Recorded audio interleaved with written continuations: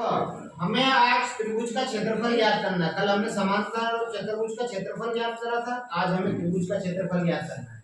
तो त्रिभुज में देखो क्या दिया है, त्रिभुज एबीसी में ए पर समकोण है। ये जो ए बिंदु है दिखाई दे रहा है शीर्ष से, ये अपना 90 डिग्री वाला कोण है, ठीक है। इस पर ये समकोण है और एडी भुजा बीसी पर लंब है। ये जो इस शीर्ष से एडी भुजा आ रही है, ये इस बीसी पर क्या है, लंब है। यानी इस त्रिभुज के हिसाब से ये एडी भुजा ये लंब आई है, तो ये बीसी उसका क्या है, आधार है। आगे बात समझ में आपको, ठीक है।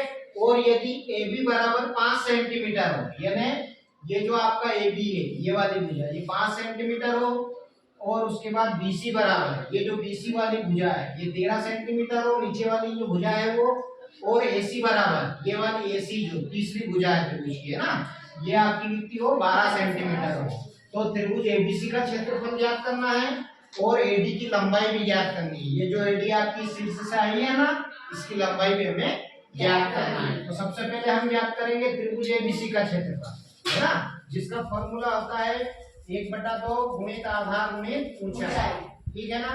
तो समकोण त्रिभुज अगर हम बनाते हैं उसका अलग से, ये वाला जिसपे ये समकोण है, तो अलग से अगर हम त्रिभुज बनाते हैं तो उसमें जो AC है वो हम ऊंचाई ले सकते हैं और AB जो है वो आधार ले सकते हैं, क्योंकि हमेशा आधार पर ऊंचाई कैसी रहती है, एकदम लंब रहती है, खड़ी।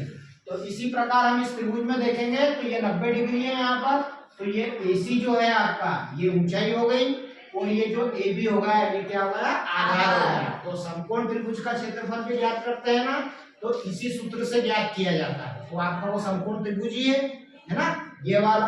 तो उसमें आपका जो आधार है वो AB हो गया, और जो ऊंचाई है वो क्या हो गई आपकी, AC हो गई ऊंचाई। तो यहाँ पर हमने मान रखा आधार AB का मान 5 सेंटीमीटर, ऊंचाई AC का मान 12 सेंटीमीटर।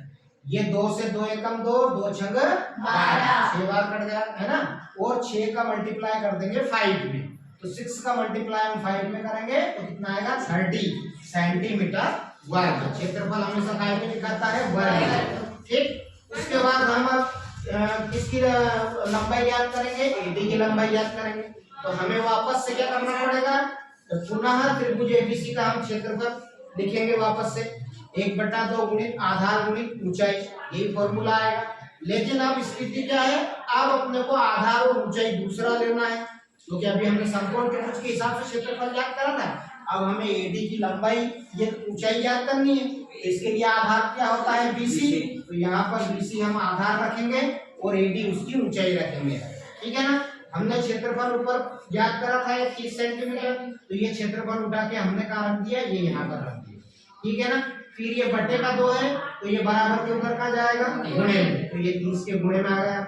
और BC का मान BC का मान हमारा कितना है, 13 सेंटीमीटर, जो हमें दिया है चित्र में देखेंगे तो ये 13 रख दिया, ठीक है। गुणित AD हमें ज्ञात करना है। अब गुणे वाली संख्या बराबर के उधर कहाँ जाएगी, बटे में, ये आगे बटे में, ये 2 का गुणा 30 में कर दिया 60, और 60 के बटे में आ गया ये 13, ठीक है। अब 13 का यहाँ भाग लगाना चाहते हो तो लगा सकते हो, नहीं तो आंसर ये भी ठीक है, 60/13 सेंटीमीटर, ये AD की लंबाई आ गई। सभी को समझ में आ गया।